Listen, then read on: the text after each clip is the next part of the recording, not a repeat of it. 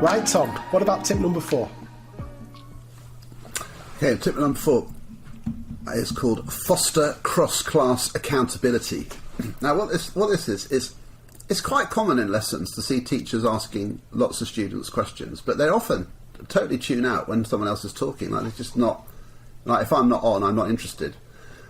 And cross-class accountability means that it's part of the norm that you're expected to respond to what other people are saying kind of all the time, which is yet more effortful, but it becomes a habit you form.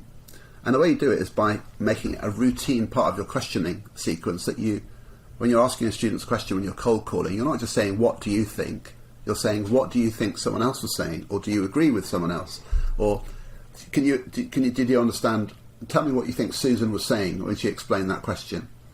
And so you have this, and that's the norm. So people are kind of on their toes a bit more because they listen, because at any moment I might be asked to report back what that person said. And that means you get, it's a really good way of bringing shyer students into the conversation, because quite often they're not keen to initiate because they're worried about being wrong. But because they've heard someone else, you can get them to just bounce back. So it's a really good way of sort of checking for understanding that just people are even hearing each other. So I've asked Jennifer, she's given me a great answer. She's got it right. 7 cubed is 343. Well done. So Isaac, just let me just check. What do you think Jennifer said? Do you think she was right? It's like, what did she say? And it's like, that's the first time he's going to go, I don't know, what was she saying? And you go, well, come on, you're supposed to be listening. And that becomes normal. Did you agree with her method? How did you work out 7 cubed?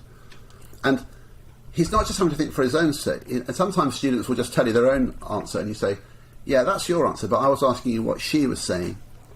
And it just makes it a bit more intense, definitely, but that's in a good way. And the other thing is that when you're talking, if you're explaining something, you know the teacher often asks other people to check what you were saying, so you're more conscious that the audience is everyone, not just the teacher, and so you speak a bit louder, you go into a bit more detail.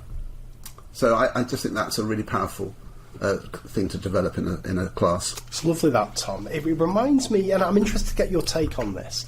So Adam Boxer is a previous guest on the Tips for Teachers podcast, and he spoke about his love of using mini whiteboards, and his argument is always, why would you want to just get one response from a class of 25 when you could get 25 responses? Would mini whiteboards would they work with this idea as well? I'm just thinking that you do cold call on one person, and then everyone on their mini whiteboards could write down what they said and why they said it, and then you could hold them up and then dive in. Have you ever seen, would that work, kind of fusing the two ideas together at all?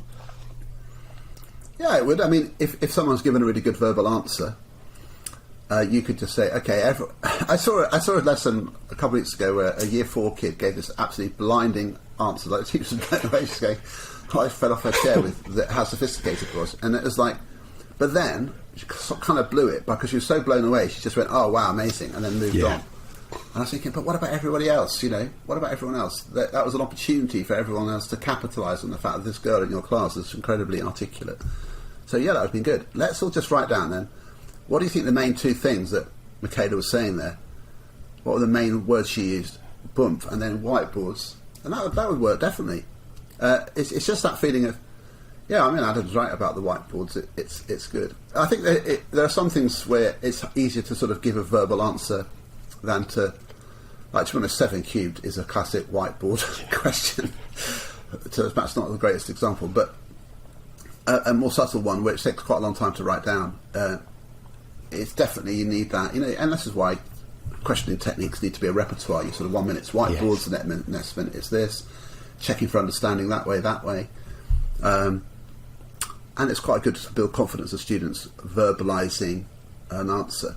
So yeah, but I think that would make a good combination. It's like a boxer. We've got moves 1, 2. It's lovely that top tip 1, then top tip 2. Yeah, it's lovely that, Tom. But what I really like about that tip, just in general, is the fact that the kids have got an incentive to listen hard to their classmates' responses. Because you're absolutely right. You get kids who'll think hard when the question's being asked, but as soon as they realise they're not the ones answering it, they have a little relax, cognitively switch off a bit. but I really like the fact that they've got that extra incentive to listen hard to their peers. That feels really powerful.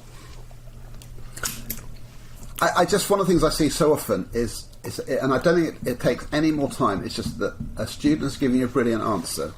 It's a teacher have the sort of mental habit of thinking that is an opportunity for others to learn from that, not just to park it there and go, lovely, that's well done. And I just do see that fairly often, that kind of, it's that you've got one great answer, but what about everybody else? Did they even hear it? Did they even understand it?